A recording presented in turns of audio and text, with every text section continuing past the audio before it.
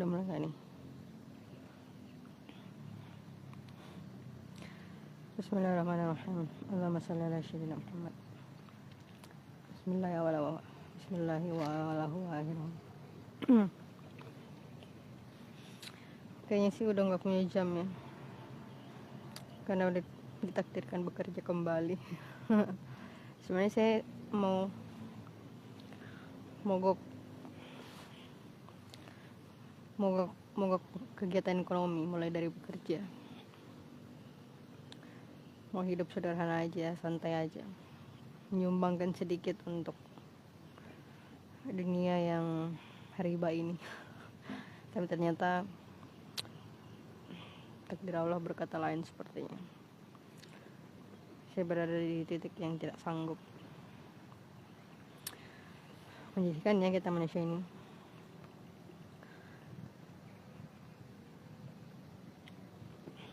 Kemarin saya bertanya mengapa nggak ada kisah tentang Sudan. Dan menurutku ketika Allah tidak mengizinkan itu terjadi, maka memang sumber masalah awalnya itu di Zionis laknatullah, genosida Gaza. Tapi sekarang mulai tampak orang-orang mulai menceritakan tentang Sudan. Jadi itu seperti penjara yang ada di tanah itu. Penjaranya nggak lagi di dalam, penjaranya di luar.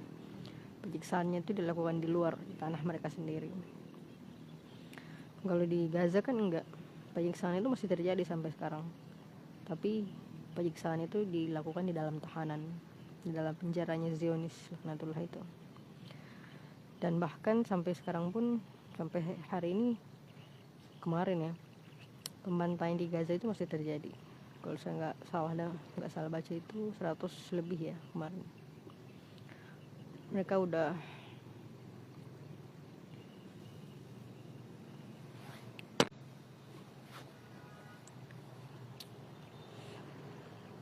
jadi sampai kemarin pun, bahkan mungkin detik ini kejahatan terus terjadi dilakukan oleh Zionis. Dan kita sedang melihat bagaimana orang-orang munafik melakukan genosida di Sudan. Mereka ngaku Islam itu, tapi seperti ISIS mungkin ya, mereka berpura-pura Islam. Kalau ISIS sendiri itu nggak tahu ayat pertama surah Al-Fatihah. Jadi mereka memang mengaku Islam. Mereka nggak peduli mereka diperintahkan untuk mengaku sebagai apa. Yang mereka pedulikan adalah mereka berkuasa. Karena dalam Islam itu jelas ya, Allah memerintahkan perangi orang yang memerangi kamu, tapi jangan melewati batas, jangan berlebihan, karena Allah nggak menyukai orang yang melakukan hal yang berlebihan. Dan Rasul itu sudah menjelaskan tingkat berlebihan dalam perang itu seperti apa.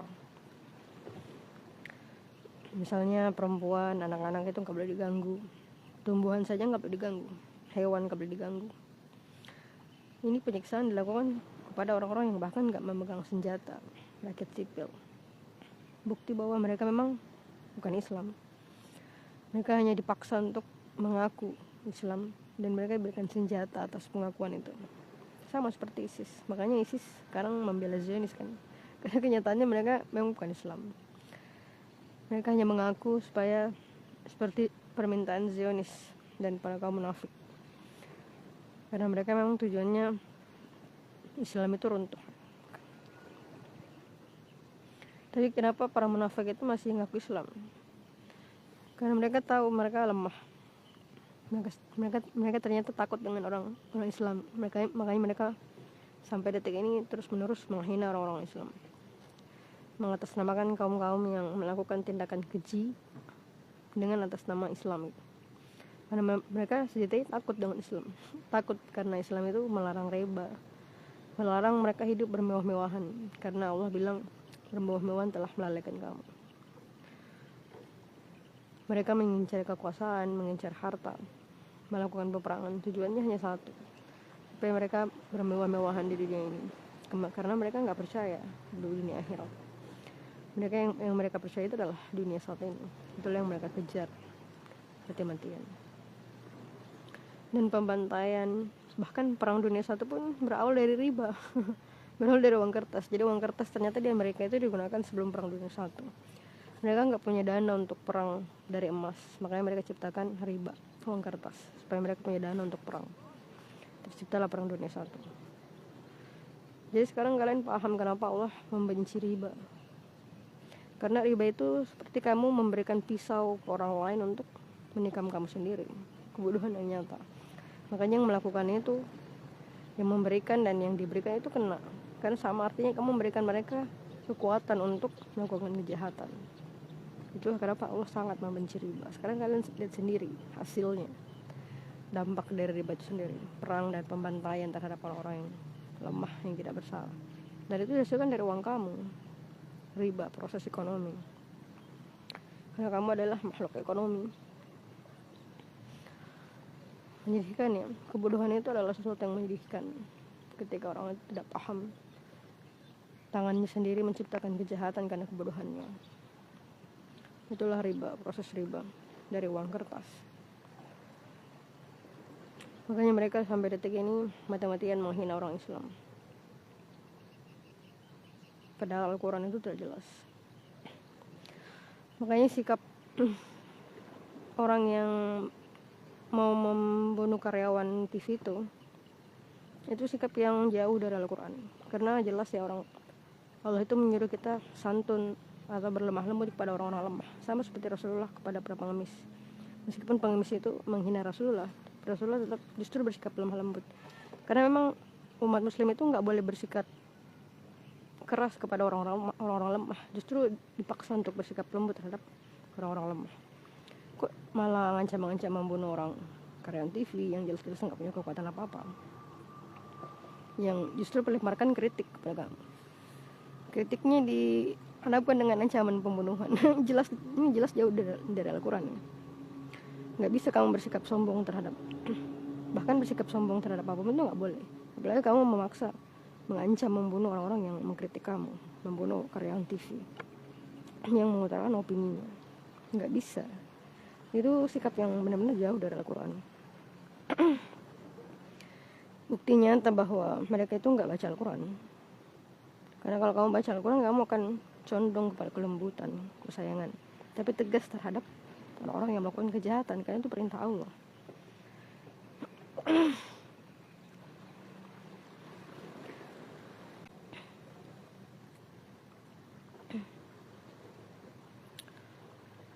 Sallallahu Muhammad kan.